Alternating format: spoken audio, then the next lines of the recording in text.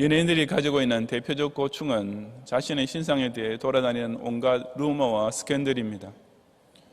그저 겉으로 나타난 일면만 보고 대중이 제멋대로 단정해버리는 판단이나 추측들이 특히 요즘은 인터넷을 통해 순식간에 전국적으로 확산되어 버리니 정도의 차이가 있을 뿐이지 그 어떤 연예인이든지 간에 자신에 대한 오해나 편견 속에 파묻혀 살 수밖에 없는 것이 숙명입니다.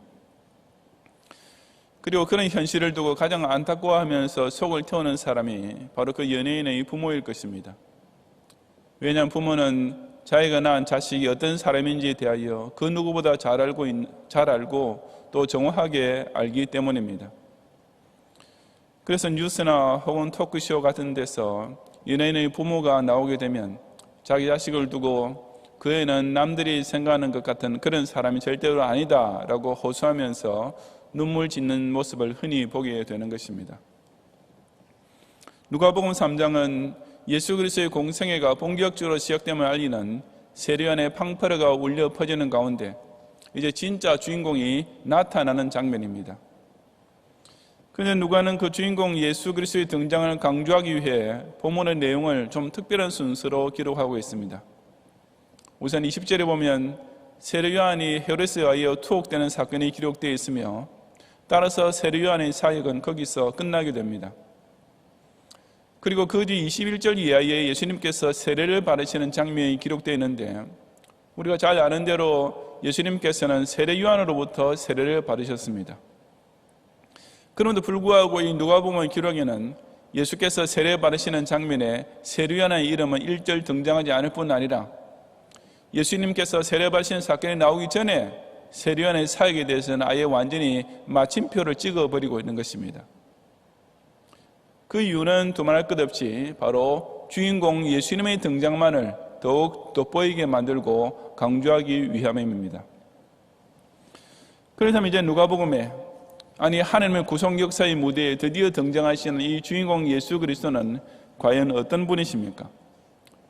본문 23절에 보면 예수님을 가리켜 사람들이 아는 대로는 요셉의 아들이니 라고 했습니다. 하지만 예수님에 대해 그 정도로만 아는 것은 이 구속사의 주인공 되신 분의 진면모를 아는 것과는 너무나 거리가 멀었습니다. 바로 성부 하나님께서 본문 21절과 22절에서 이 점을 명백히 선포하셨는데 기록하기를 백성이 다 세례를 받을새 예수도 세례를 받으시고 기도하실 때 하늘이 열리며 성령이 비둘기 같은 형체로 그 위에 강림하시더니 하늘로부터 소리가 나기를 너는 내 사랑하는 아들이라 내가 너를 기뻐하느라 하시니라고 했습니다. 이 누가복음의 본문에서는 예수님께서 세례를 받으시는 장면에 세례요한이 등장하지 않을 뿐 아니라 세례를 받으시는 사건조차 단 하나의 문장으로 간단히 요약되어 있는 것이 특이합니다. 즉 세례 그 자체보다는 오히려 세례 받으실 때 하늘로부터 들려온 소리에 문맥의 초점이 집중되어 있는 것입니다. 그것은 곧 예수 그리스도께서 공생의 첫 모습을 나타내시는 장면에서 다른 사람 아닌 성부 하나님께서 친히 이 주인공을 소개하고 계시는 소리였습니다.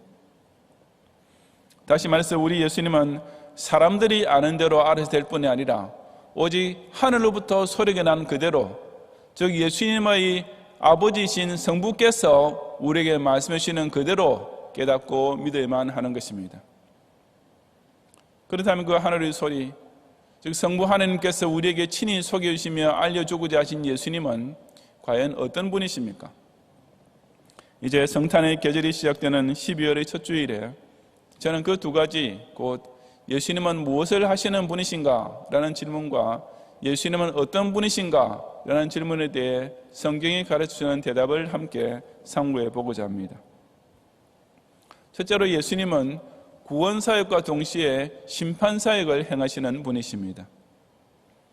하늘로부터 난 소리 중에 내가 너를 기뻐하노라는 말씀이 바로 성부 하나님께서 성자 예수님을 통해 당신의 구속사를 성취하시게 됨을 기뻐하신다는 뜻입니다. 세례요한 역시 예수님께서 행하신 이러한 사역을 잘 알고 있었습니다. 15절부터 20절까지 함께 봉독하겠습니다. 백성들이 바라고 기다림으로 모든 사람들이 요한을 혹 그리스도신가 심중에 생각하니 요한이 모든 사람에게 대답이 이르되 나는 물로 너희에게 세례를 베풀거니와 나보다 능력이 많으신 이가 오시나니 나는 그의 신발끈을 풀기도 감당하지 못하겠노라. 그는 성령과 불로 너희에게 세례를 베푸실 것이요 손에 키를 들고 자기의 타작마당을 정하게 하사 알곡은 모아 곡관에 들이고 죽정이는 꺼지지 않는 불에 태우시리라. 또 그 밖에 여러 가지로 권하여 백성에게 좋은 소식을 전하였으나 분봉왕 헤롯은 그의 동생의 아내 헤로디아의 일과 또 자기가 행한 모든 악한 일로 말미암아 요한에게 책망을 받고 그 위에 한 가지 악을 더하여 요한을 옥에 가두니라고 기록했습니다. 세례요한의 메시지는 실로 강력했습니다. 헤롯왕 같은 권력자를 향해서도 거침없이 그의 죄를 책망하며 회개할 것을 촉구하는 그 힘있는 외침에 많은 사람들이 감동을 받았습니다. 그 결과 사람들은 혹 세례요한이 그들이 기다리던 그리스도, 즉 메시아가 아닌가 하는 생각을 하게 되었던 것입니다. 그런 사람들을 향해 세례요한은 자기는 결코 그리스도가 아닐 뿐 아니라 곧 오실 그리스도보다 훨씬 열등한 존재라고 선언했습니다. 즉 나보다 능력이 많으신 이가 오시나니 나는 그의 신발끈을 풀기도 감당하지 못하겠노라 하고 공언했던 것입니다. 당시 랍비들의 기록에 보면 종이 주인에게 하는 모든 일을 제자도 스승에게 해야 하지만 신발끈 푸는 일만은 예외로 한다는 말이 나옵니다. 그러므로 세례요한이 예수님의 신발끈을 풀기도 감당하지 못하겠다고 한 말은 곧 예수님 앞에서 자신의 위치를 종보다도 더 낮추고 있음을 보여줍니다. 비록 복음의 메시지는 강하게 전파할 수 있었지만 그 복음의 구체적 능력이 있어서 세례요한 자신은 예수님과 감히 비교도 할 수 없는 종으로 불리는 것만 해도 과분할 정도라고 여기고 있었던 것입니다. 그렇다면 예수님은 과연 어떤 사역에서 그런 능력을 발휘하시는 분이십니까? 우선 16절에 보면 세례요한은 물로 세례를 주었지만 예수 그리스도는 성령과 불로 세례를 주시는 분이라고 했습니다. 세례요한은 사람이 회개하면 그 외형적인 표시로 물 세례를 주었습니다. 하지만 진짜 세례는 불과 같은 성령의 능력으로서 사람의 심령이 근본적으로 변화되는 데 있는 것이며 이것은 오직 예수 그리스도만 행하실 수 있는 사역이었습니다. 그러므로 아무리 세례요한의 설교를 듣고 회개하여 물 세례를 받는다 하더라도 만일 예수님께서 베푸시는 이 성령 세례를 받지 않고서는 아무도 구원받지 못할 것은 자명한 일이었습니다. 자기 뒤에 오실 메시아는 자기와는 달리 이런 성령 세례를 주실 수 있는 분이라고 했던 세례요한의 이 예언은 나중에 예수님께서도 스스로 확증하셨습니다. 바로 당신의 제자들과 작별하시기 전에 내가 아버지께 구하겠으니 그가 또 다른 보혜사를 너희에게 주사 영원토록 너희와 함께 있게 하리니 보혜사 곧 아버지께서 내 이름으로 보내실 성령 그가 너희에게 모든 것을 가르치고 내가 너희에게 말한 모든 것을 생각나게 하리라 하고 약속하신 말씀입니다. 즉 예수님이야말로 당시 유대인들이 그처럼 고대하던 메시아로서 성령의 감화 감동을 통해 모든 택자들을 죄와 사망으로부터 건져 영생으로 인도하는 구원 사역을 완성한 분이신 것입니다. 또 한 가지 예수 그리스도께서는 심판의 능력 역시 가지고 계시는 분이십니다. 세례요한은 이런 예수님을 손에 키를 들고 자기의 타작마당을 정하게 하시는 모습으로 묘사했습니다. 이것은 탈곡기나 풍구 같은 농기계가 개발되기 훨씬 전 옛날부터 쓰던 타작 방법으로서 소위 키즈를 통해 가벼운 죽정이는 바람에 날려가고 무거운 알곡만 그 자리에 쌓이게 되는 장면을 가리킵니다. 그런 타작마당에서 농부는 죽정이 하나라도 알곡 더미에 섞이지 않게 또한 알곡 한 톨이라도 잘못 튕겨나가서 잃어버리지 않게 하려고 그 얼마나 철저히 신경을 쓰겠습니까? 우리 예수님이야말로 마지막 날 백보자 심판대 앞에서 그처럼 친히 신자와 불신자를 나누는 키즈를 하실 분이십니다. 물론 그 키질의 철두철미함은 세상 농부의 키질과는 비교도 될 수 없습니다. 시편 1편 4절과 5절 말씀대로 악인들은 그렇지 아니하며 오직 바람에 나는 겨와 같도다. 그러므로 악인들은 심판을 견디지 못하며 죄인들이 의인들의 모임에 들지 못하리로다는 말씀의 문자 그대로 재림하실 예수님께서는 의인 한 톨과 악인 한 쭉정이가 단 한 개도 서로 섞이지 않는 완벽한 심판사역을 행하실 분이십니다. 성부 하나님께서는 이처럼 사람의 심령을 회개시켜 새 생명을 얻게 만드는 구원사역과 마지막 날에 신자와 불신자를 구별하는 심판사역을 바로 성자 예수 그리스도를 통해 이루시기를 크게 기뻐하셨던 것입니다. 그리고 우리는 예수님께서 바로 이런 일을 하시는 그리스도이심을 꼭 깨달아야 합니다. 오늘날 교회 생활을 하고 있다는 교원들 중에서도 그저 세례요한의 음성만 듣는 수준에서 그치고 있는 사람들이 많이 있습니다. 즉 그저 일주일에 한 번만 교회 가서 목사의 설교를 듣고 오면 나름대로 자신의 마음에 어떤 깨달음도 얻고 그로 인해 자신의 행실에도 뭔가 도움이 되는 정도를 신앙생활이라고 생각하는 것입니다. 자녀에게 유아 세례를 받게 하고 주일학교와 SFC에 다니게 하면 그들의 인격적 성장에 뭔가 유익이 될 것이라고 생각하는 수준에서 그치고 많은 부모들도 마찬가지입니다. 하지만 그런 것은 실로 세례요한의 물세례로 끝나고 마는 신앙생활입니다. 왜냐하면 목사는 그저 복음을 선포하는 사명만 감당하고 있을 뿐이지 여러분의 인격과 삶 자체를 중생인으로 변화시킬 능력이 전무한 것은 세례요한과 똑같기 때문입니다. 한 사람이 중생인으로 변화되는 것은 오직 예수 그리스도를 통해 성령 세례를 받아야만 가능한 일입니다.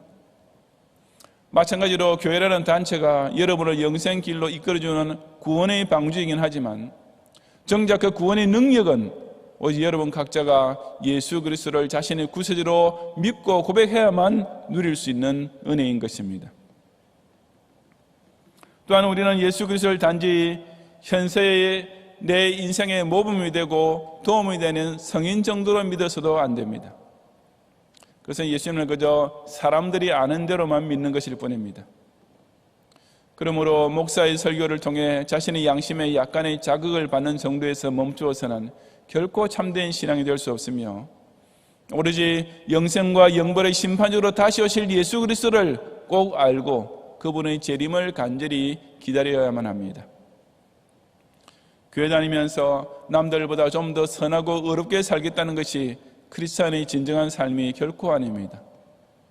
장차 의인과 악인을 천당과 지옥으로 완전히 그리고 영원히 나누어 버리실 예수 그리스도 앞에 서게 될 날을 준비하면서 지금 내게 주어진 시간을 예수님을 목적으로 삼고 내 인생을 그 주님 섬기는 수단으로 바치는 데 전적으로 헌신하는 것만이 진정 그리스도 안에서의 진짜 새 생활인 것입니다.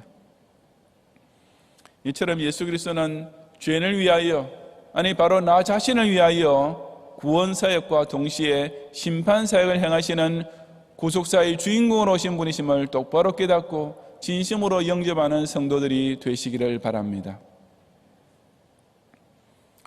둘째로 예수님은 본래 성자 하나님이신 동시에 완전한 인간으로 세상에 오신 분이십니다. 하늘에서 난 소리 중에 너는 내 사랑하는 아들이라는 말씀이 바로 이 사실에 대한 성부 하나님의 소개입니다. 이어지는 말씀에 기록된 대로 예수님의 족보 역시 바로 이 점을 강조하고 있는데 23절 이하 38절까지 주보에 나오는 대로 중략하면서 함께 봉독하겠습니다.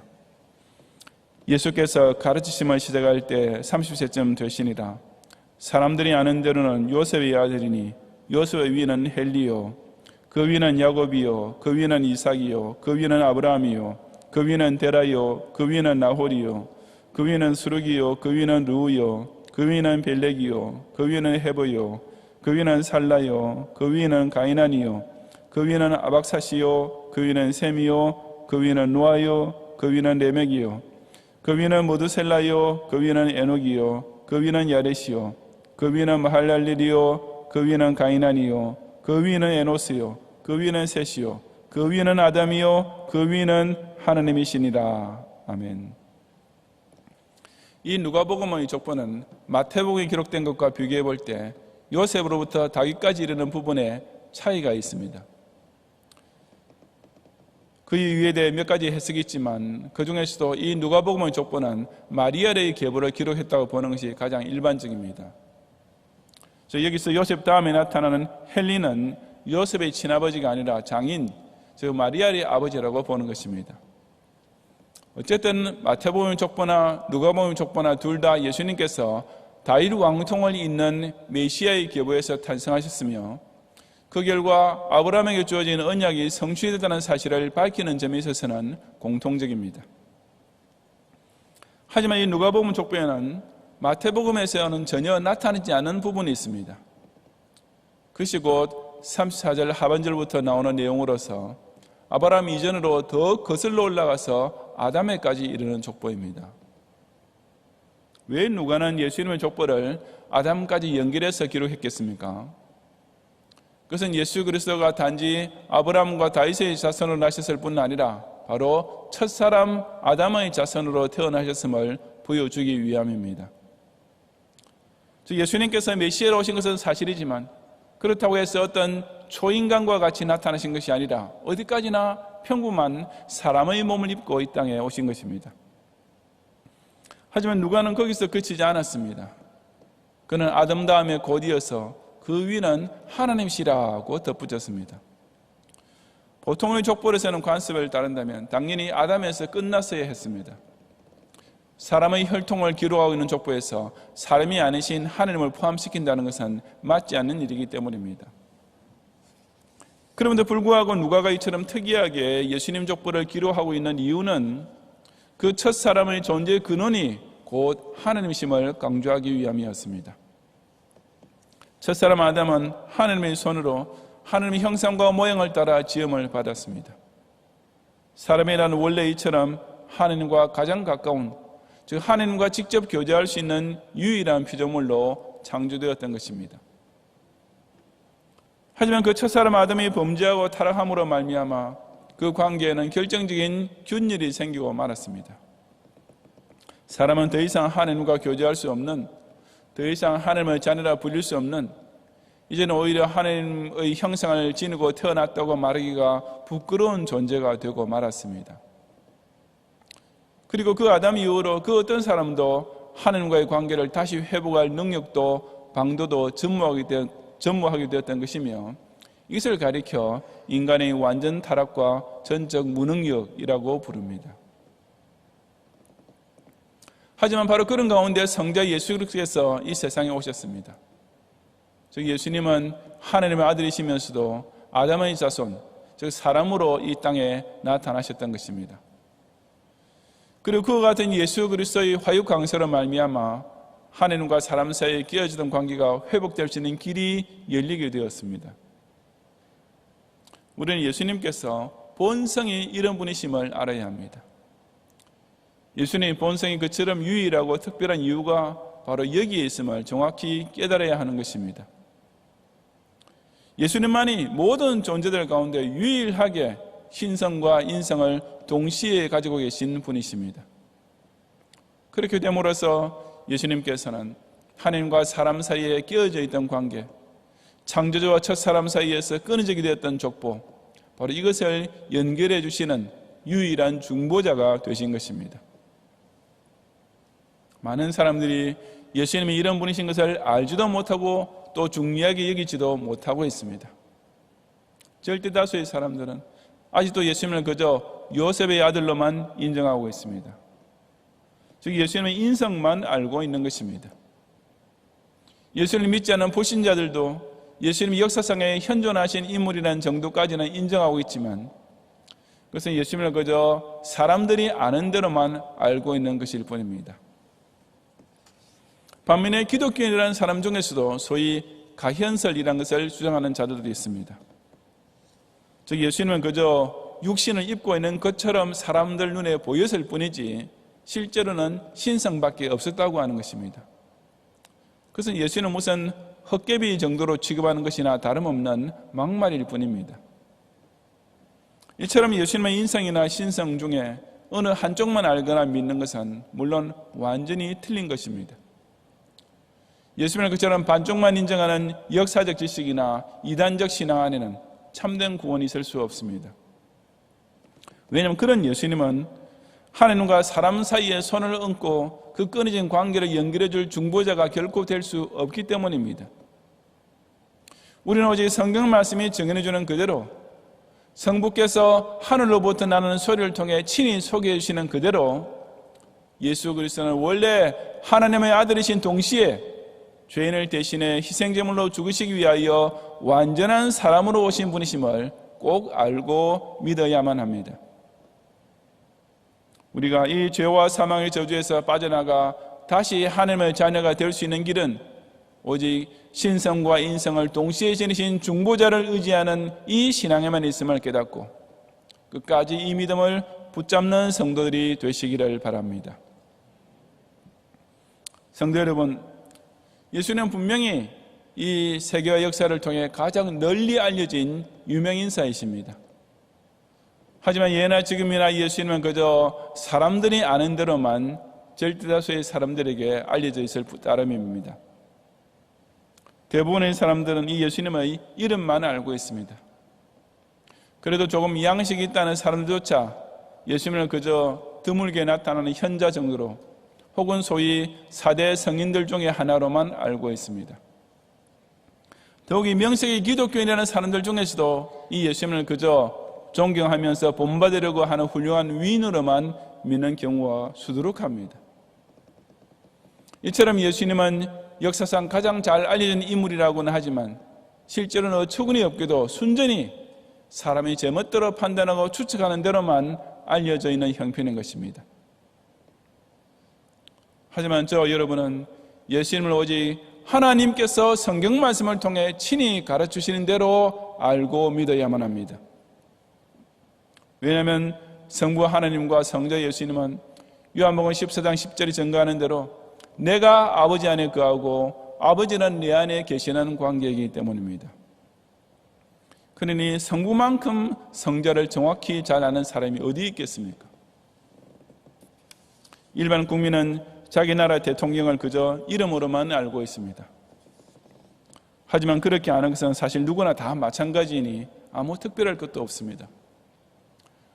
반면에 정치권이나 행정부에서 대통령이 하는 일에 관계되는 사람들은 그 대통령의 권위를 직접 피부로 느낄 수 있습니다.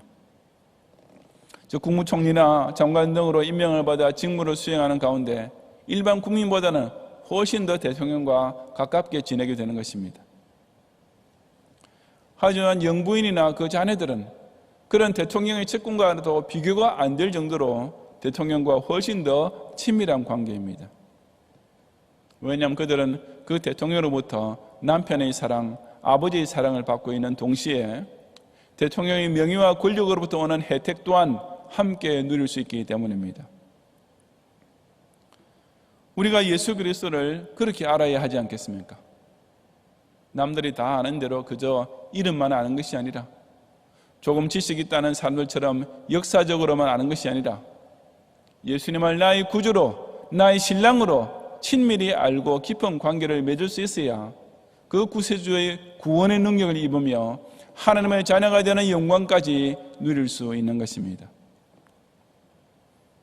바로 그렇게 해주시기 위해 성부 하나님께서는 예수 그리스도를 당신의 구속사를 완성하실 주인공으로 이 세상에까지 보내주셨습니다. 그리고 우리는 이 예수님을 바로 그 성부께서 증언해 주시는 대로 구원사역과 심판사역을 행하시는 분으로 맞이해야 하며 또한 하나님 아들이신 동시에 완전한 인간으로 오신 분이심을 믿어야만 합니다. 예수님께서 요한복음 17장 25절에서 당신의 제자들을 위하여 세상의 아버지를 알지 못하여도 나는 아버지를 알았사옵고 그들도 아버지께서 나를 보내신 줄을 알았사옵나이다 라고 기도한 것이 바로 그런 믿음을 위한 것이 아니겠습니까? 그렇게 예수님을 알게 된 성도만이 요한복음 17장 24절에서 말씀하시는 대로 아버지여 내게 주신 자도 나와 있는 곳에 나와 함께 있어 라고 기도하신 복도 장차 누릴 수 있는 것입니다. 이번 성탄절기를 통해 이토록 우리에게 가까이 찾아오신 구세주를 보면서 사람이 아는 대로가 아니라 오직 하늘로부터 들려온 소리가 증언해주는 그대로 이 예수님을 구세주와 심판주로 또한 완전한 하느님과 완전한 사람으로 알고 믿고 영접함으로써 장차 이 주님과 저 천국에서 영원히 함께 있는 성도들이 되시기를 주님의 이름으로 축원합니다.